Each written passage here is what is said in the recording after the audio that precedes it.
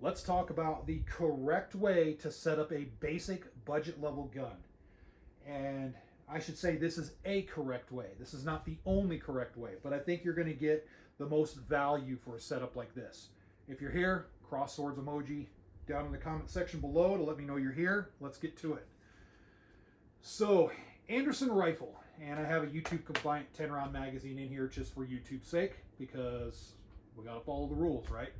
So, this rifle is a basic Anderson rifle.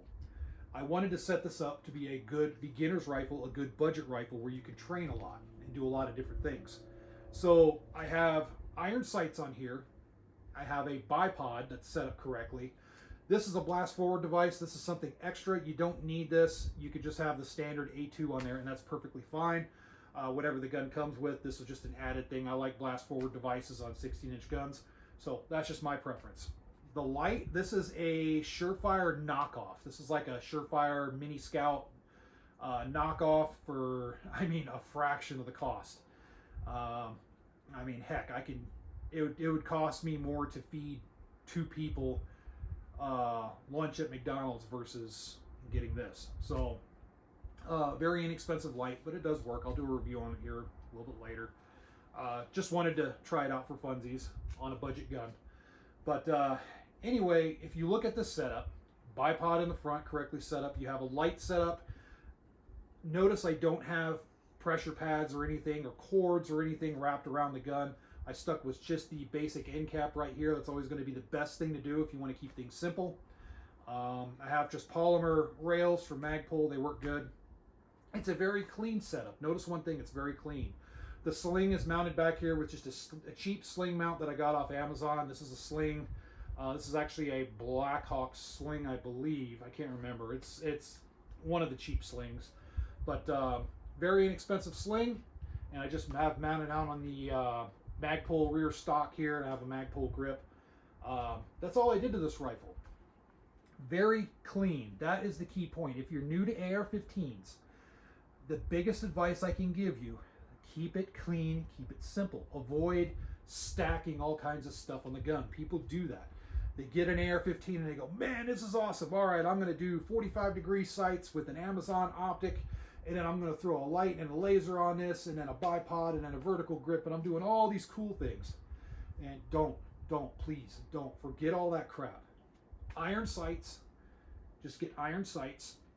Get yourself a bipod. You can practice shooting off of a rest, which is a good skill. Shooting off of a rest, shooting a bipod, very good skill.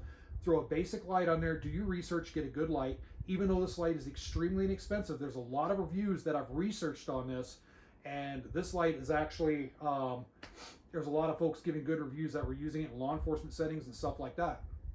So that tells me the light's good enough for average hobbyist use or average use for the armed, prepared citizen on a budget. So a nice clean light, something that doesn't have stupid lasers and all the weird gimmicks on it, and that's it. Don't worry about handguard covers, don't worry about vertical grips, none of that. Keep the gun simple. Simple is better, trust me. Trust me, simple is better. Not only does it look better, it handles better. Use that extra money instead of going on Amazon and getting all this crap. Buy ammo instead, go out and shoot. Buy ammo, buy targets, whatever, shooting gear. Go out, shoot, have a good time. So there it is. This is a basic setup. What can I do with this rifle? So I can do long range on the bipod, or I can do offhand on range, long range shooting. I can do shooting and moving with this. Iron sight stuff I can do really good. And once I get good at it later on, I can throw a inexpensive red dot on here and then do the optic thing. Or a magnified if I want to expand my horizons later. But I can do short range, long range with these iron sights. I can do night fire with the flashlight. So low light, no light, stuff like that I can do.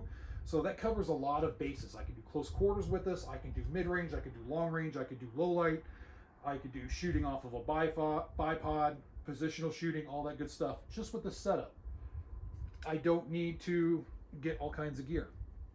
And that's what's important. Train your software, that's up in here, before you go crazy with your hardware. Here's one of my tactical cats coming to say hi. So her name is Ravna. It's a nice kitty. Am I talking about guns again? Yeah. But anyway, try it out. Keep it simple. Don't worry about going nuts with all the gear. Trust me. I've been down that route. I've been shooting ARs for decades upon decades. And it's a habit that it wastes a lot of money, and you find that all the crap that you throw on, you end up taking off.